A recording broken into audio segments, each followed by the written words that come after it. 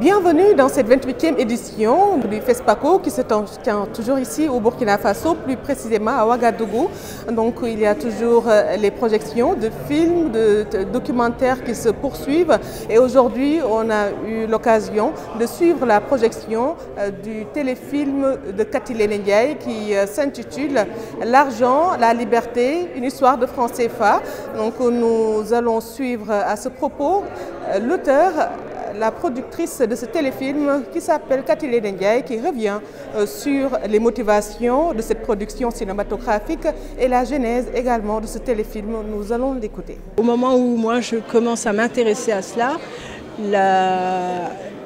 la question du franc CFA n'était pas au centre de l'actualité, elle était en périphérie. Mais ça m'a suffisamment interpellée pour que je m'y intéresse et que je me pose la question de comment est-ce que je vais aborder cela en tant que cinéaste. Dans cette histoire qui nous ramène au 19e siècle et qui aussi, en fait, à travers ce film, c'est une lecture de la trajectoire de nos pays, pas seulement les pays francophones, donc les pays de l'espace. Quand j'ai eu terminé ce film, je me suis dit en fait c'est ça, la raison qui m'a tenue, la raison qui a fait que j'ai souhaité aller au bout de ce projet. J'y ai travaillé pendant cette année, c'est que finalement, c'est un film qui parle des héritages. Et alors je bondis ou je rebondis, c'est vraiment le point commun de tous mes films. C'est la transmission, les mémoires, l'histoire et les héritages. Donc ça a été un travail de 7 longues années. Donc ça, c'est le travail d'un auteur. Ça fait plus de 20 ans que je suis dans le métier. J'ai eu à faire des films autour des portraits de femmes. Toujours dans ce FESPACO, on a eu à rendre hommage les cinéastes disparus. Nous allons suivre à ce propos donc, les personnes qui étaient présentes à cette cérémonie. Et surtout que le Mali est invité d'honneur.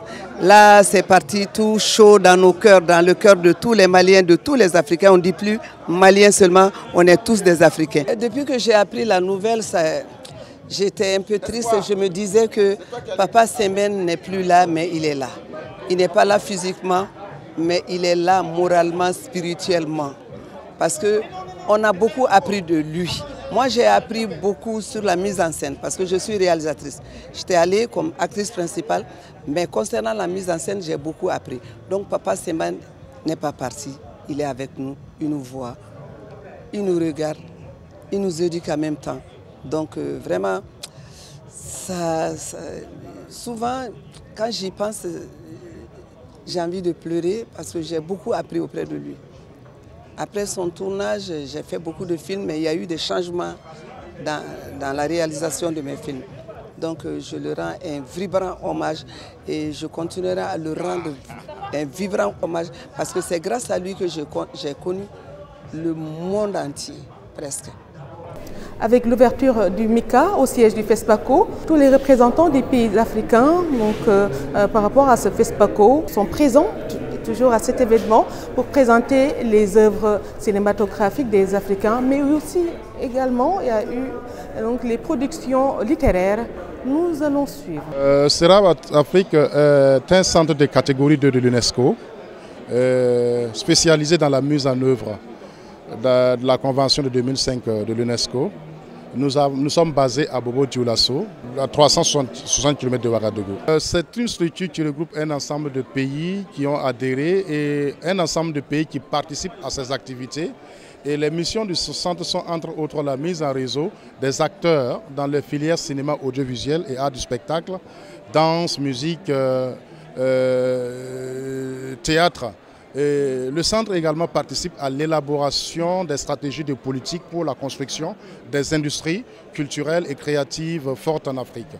Et le centre participe également au renforcement des capacités, le partage d'expériences et la promotion des exemples de bonnes pratiques dans la mise en œuvre de la Convention de 2005 de l'UNESCO. Et il faut dire aussi que nous nous assistons les États dans l'élaboration des rapports périodiques quadriennaux. Voilà entre autres les missions dévolues au centre. Nous vous donnons rendez-vous, Inch'Allah, prochainement pour d'autres infos relatives à cette 28e édition du FESPACO. Un grand merci du côté de la caméra à Pape Gorogué. Un grand merci également à vous, chers téléspectateurs, d'avoir suivi.